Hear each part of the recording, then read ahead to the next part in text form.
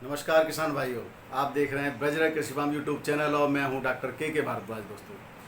दोस्तों आज हम बात करेंगे आलू के भावों की। जहां जहां बारिश हुई है वहां क्या प्रभाव पड़ा है आलू के भावों पर। और कुछ रूमर उड़ रही है ऊना होशियारपुर में जो है जो फसल बुआई हुई थी उसमें पानी पड़ गया है। तो इन सब बातों पर बात करने के लिए देखते रहिए अंत तक हमारे चैनल पर वीडियो को। तो अब दोस्तों एक चीज़ मैं आपको बता दूं, कल जिस तरह से मैंने आपको पूरे भारत की लगभग कंडीशन से अवगत कराया था, तो कुछ लोगों को बड़ी इसमें बुरा लगा, बड़ी मिर्ची लगी। अब ठीक है, मैं आपको ये नहीं कहता कि आलू को रोकना चाहिए, आलू को बिल्कुल भी रोकना नहीं चाहिए, बेचते रहना चाहिए। लेकिन जो परिस्थितियां हैं उसको अवगत कराना में अगर कोई मेरा दोष है तो ये कैसे दोष हो सकता है। मैं तो आपको बता रहा हूँ कि कहाँ कहाँ क्या क्या परिस्थितियां हो सकती हैं देश में। लेकिन मैं कोई ज्योतिषी नहीं हूँ, फिर से मैं कह रहा हूँ कि मैं बता दूँ कि आलू का क्या रेट बिकेगा। आलू किसी भी रेट बिके, किसान भाइयों को बेचते रहना चाहिए और चाहे थोड़ा थोड़ा बेचो। लेकिन उनके लिए सबसे ज़्यादा परेशानी का विषय है जो अभी तक आलू को बैठे हैं कि हम तो जब ही बेचेंगे जब भाव जो है 1200-1500 होगा।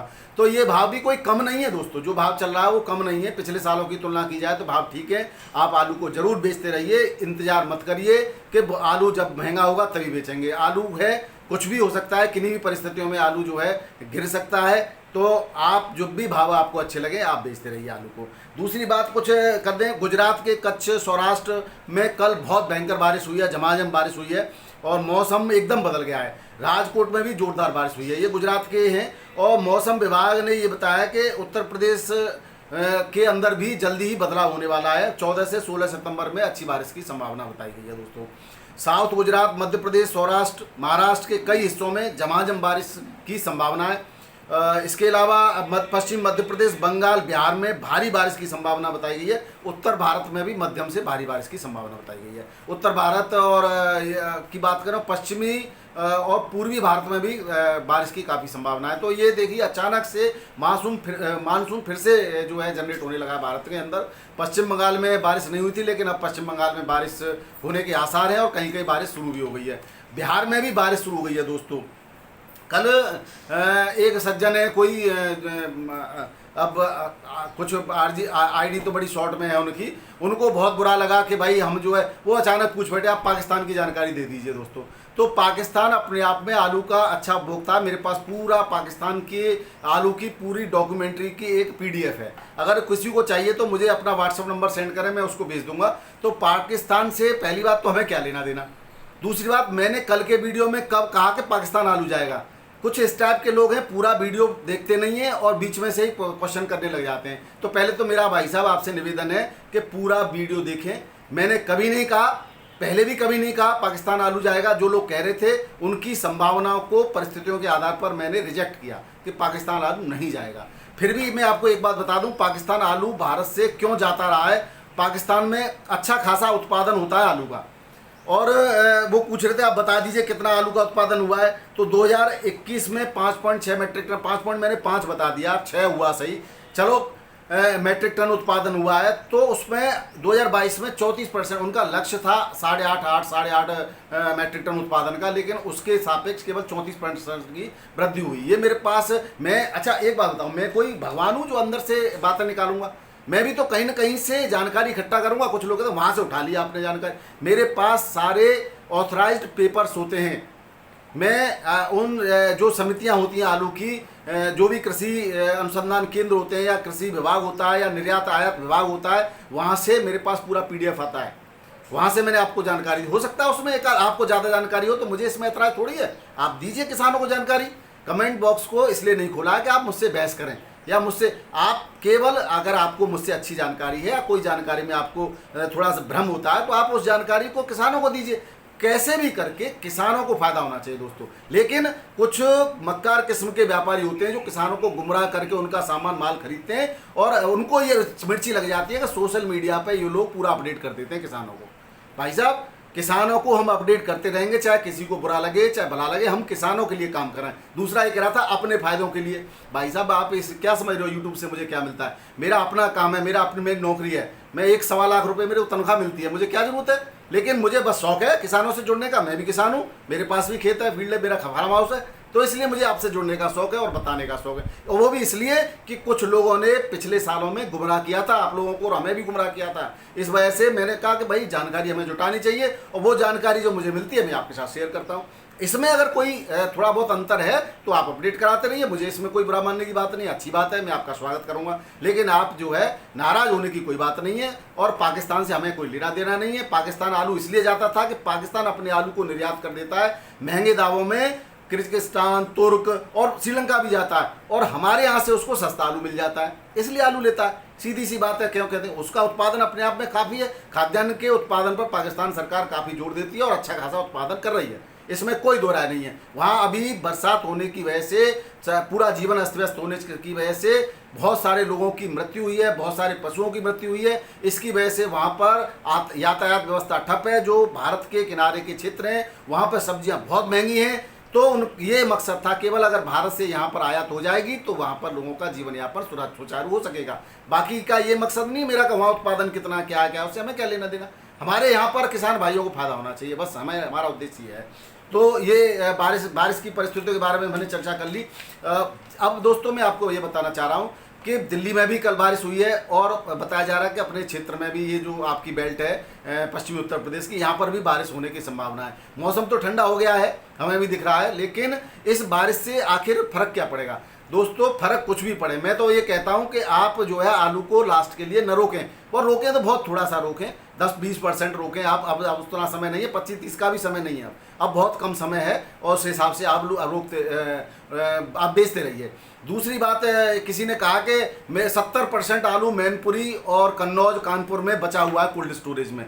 तो मैनपुरी, कन्नौज, कानपुर के मेरे किसान भाइयों से निवेदन है, क्या वाकई वहाँ 70% आलू भरा हुआ है कोल्ड स्टोरेज में? एक बार कोल्ड पर जा करके अंदर वस्तु स्थिति से पता करें, ऐसे व्यापारी आपको गुमराह कर सकते हैं। और दूसरी बात, जहाँ पर सब कुछ डूब गया हो, पानी भरा हो 5-5, 4-4 फुट, वहाँ क्या हरी सब्जी बची रहेगी? है कब की रिपोर्ट बताना चाह रहे हो आप? तो बहुत सारे भारत के अंदर इस तरह की स्थिति हो गई है, और कहीं कहीं सूखा पड़ रही है। तो अब आप फिर भी मैं ये नहीं कहता कि आलू को रोकना चाहिए, मैंने कभी नहीं कहा आलू को रोकना चाहिए।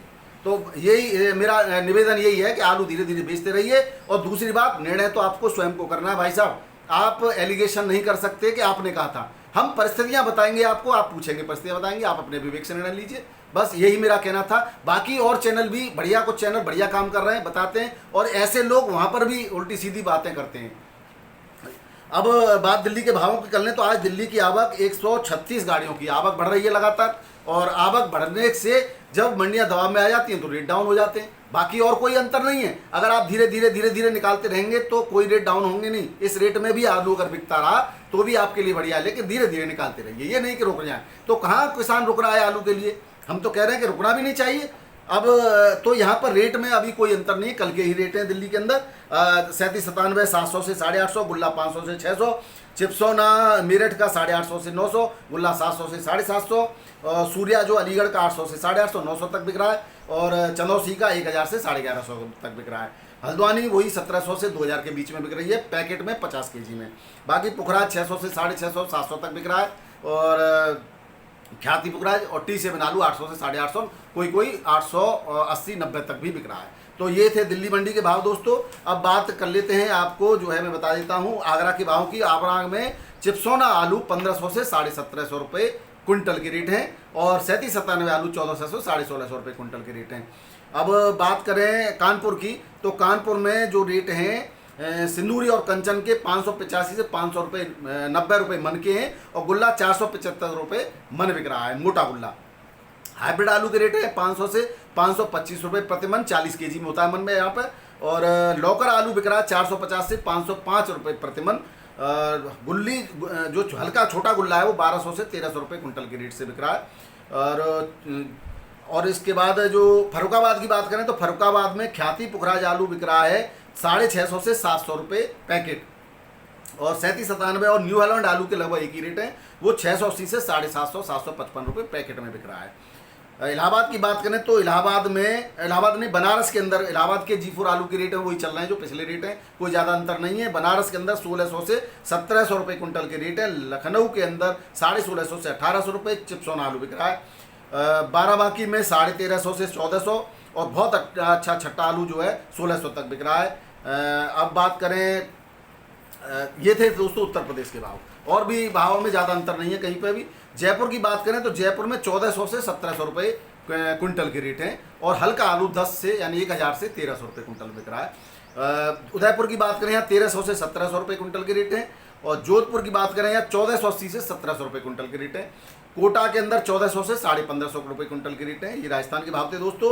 हरियाणा की बात करें तो हरियाणा में बल्लभगढ़ में 1200 से लेकर के 1600 रुपये क्विंटल के रेट हैं आलू के, और सोहना के अंदर 1500 से 1600 रुपये क्विंटल के रेट हैं। पानीपत के अंदर 1600 से लेकर के 1950 2000 रुपये तक के रेट हैं बढ़िया आलू के। ये थे हरियाणा के भाव। मुंबई की बात करें तो मुंबई के अंदर आलू जो बिक रहा है 1900 से 2100 रुपये क्विंटल के रेट से बिक रहा है बढ़िया सुपर छट्टा आलू, और हल्का आलू 1500 से 1700 रुपये क्विंटल के रेट से बिक रहा है। लौकर आलू 2100 से 2400 रुपये क्विंटल बिक रहा है मुंबई की मंडी में। पुणे की बात करें तो पुणे में 1700 से 2200 रुपये क्विंटल के रेट हैं बढ़िया आलू के, और हल्के आलू के रेट जो हैं 1600 से लेकर के 1400 से 1600 रुपये तक के रेट हैं। नागपुर की बात करें, नागपुर में जो 1800 से 1900 रुपये क्विंटल के रेट हैं, और गुल्ला आलू 1400 से 1500 रुपये मोटा गुल्ला बिक रहा है। बात अब कर लेते हैं आपके मणिपुर की, तो मणिपुर में कोई परिवर्तन नहीं है। बिशनपुर में 28 से 30, इम्फाल में 28 से 30, लोमलंग बाजार में 27 से 30, थाम्बल के अंदर 27 से 30, इम्फाल के अंदर 2600 से 2700 रुपये क्विंटल के रेट से बिक रहा है। अब बात मेघालय के शिलांग की करें तो यहाँ पर 2500 से 2700 रुपये क्विंटल आलू है। नागालैंड के कोहिमा में 30 से 32, ये यहाँ तो बहुत अंतर आ जाता है, छोटी मंडी है, 30 से 32 रुपये किलो है। आसाम के गुवाहाटी में 2100 से 2250 2250 रुपये क्विंटल के रेट हैं। हल्का आलू के रेट 1900 से 2100 रुपये क्विंटल के रेट हैं। ये थे आसाम के गुवाहाटी मंडी के रेट। अब बात कर ले तमिलनाडु की, तो तमिलनाडु की कोयम्बटूर के जो रेट हैं वो 1600 से 2150 रुपये 45 किलो पैकेट के रेट हैं। और मदुरई की बात करें तो मदुरई में जो है 37 आलू 20 से लेकर के 26.5 रुपये किलो बिक रहा है। चेन्नई के अंदर जो बढ़िया आलू है छट्टा वो 2200 से 2300 रुपये क्विंटल बिक रहा है। हल्का आलू 1800 से 2100 रुपये क्विंटल बिक रहा है। और हैदराबाद और जो है हसन का आलू यहाँ 2500 से 2600 रुपये क्विंटल बिक रहा है। अब बात हैदराबाद की करें तो हैदराबाद में 1400 से 2600 रुपये क्विंटल के रेट हैं। गुजरात की बात कर लेते हैं। गुजरात के सूरत में जो है आलू के रेट हैं 1200 से लेकर के 2100 रुपये क्विंटल। अंतर वैरायटी वाइज है और क्वालिटी वाइज है। अब राजकोट की बात करें 1650 से 2150 रुपये क्विंटल के रेट हैं। और अहमदाबाद की बात करें तो अहमदाबाद में 1450 से 1600 रुपये क्विंटल के रेट हैं। दाहोद में 1450 से 1800 रुपये क्विंटल। पोरबंदर में 1850 से 2400 रुपये क्विंटल के रेट हैं। अब बात कर लेते हैं कर्नाटक की मंडियों की, तो कर्नाटक की यशवंतपुर मंडी में 20 से लेकर के 28 रुपये किलो गुजरात का आलू बिक रहा है। और बेंगलोर मंडी में 18 से लेकर के 2400 रुपये किलो बिक रहा है। और चिकमंगलूर के अंदर 2130 से 2230 रुपये क्विंटल बिक रहा है। हुबली के अंदर 2500 2550 से 2600 रुपये क्विंटल बिक रहा है। और चिंतामणि के अंदर 2250 से 2500 रुपये क्विंटल बिक रहा है। ये थे कर्नाटक के भाव दोस्तों। इंदौर की बात करें मध्य प्रदेश की, तो यहाँ पर ज्योति आलू 1500 से 1600 रुपये क्विंटल, चिप्सोना आलू 1600 रुपये क्विंटल, एक्स्ट्रा सुपर 1700 रुपये क्विंटल, LR आलू 1650 रुपये क्विंटल बिक रहा है। उज्जैन की बात करें तो यहाँ पर ज्योति आलू 1500 से 1700 रुपये क्विंटल बिक रहा है। हल्का आलू 1000 से 1400 रुपये क्विंटल बिक रहा है। मंदसौर की बात करें तो 1300 से 1900 रुपये क्विंटल के रेट हैं। खरगोन के अंदर 1600 से 1800 रुपये क्विंटल के रेट हैं। ये थे मध्य प्रदेश के भाव दोस्तों। अब बात कर लेते हैं बिहार की, तो बिहार के अंदर बैनी पट्टी के अंदर 1800 से 1900 रुपये क्विंटल के रेट हैं। और हाजीपुर के अंदर 1450 से 1500 रुपये क्विंटल के रेट हैं। और सिवान के अंदर 1550 से 1600 रुपये क्विंटल के रेट हैं। ये थे बिहार के भाव दोस्तों। छत्तीसगढ़ के अंदर कोई ज़्यादा कहीं परिवर्तन नहीं है। चंडीगढ़ के अंदर भी परिवर्तन नहीं है। और रांची के अंदर न्यू हॉलैंड आलू के 850 से 900 रुपये पैकेट के रेट हैं 50 kg में। उड़ीसा की बात करें तो उड़ीसा में भी कहीं कोई परिवर्तन नहीं है, समान रेट से चल रहा है। भद्रक में 2300 से 2400, हिंदौल में 2600, नीलगिरी के अंदर 1950 से 2000, और जलेश्वर के अंदर 2000 से 2100, कामाख्या नगर में 2400 रुपये, यहाँ 100 रुपये के डाउन है। और पश्चिम बंगाल की बात करें तो बिल्कुल भी कोई अंतर नहीं है, 10-20 रुपये ऊपर नीचे के हिसाब से उसी रेट से आलू बिक रहा है। ये थे दोस्तों आज के भाव। आशा है आपको वीडियो पसंद आएगा। आप स्वस्थ रहें, मस्त रहें। आपके लिए बहुत बहुत धन्यवाद। नमस्कार, आदाब, सत श्री अकाल, राधे राधे, जय श्री राम।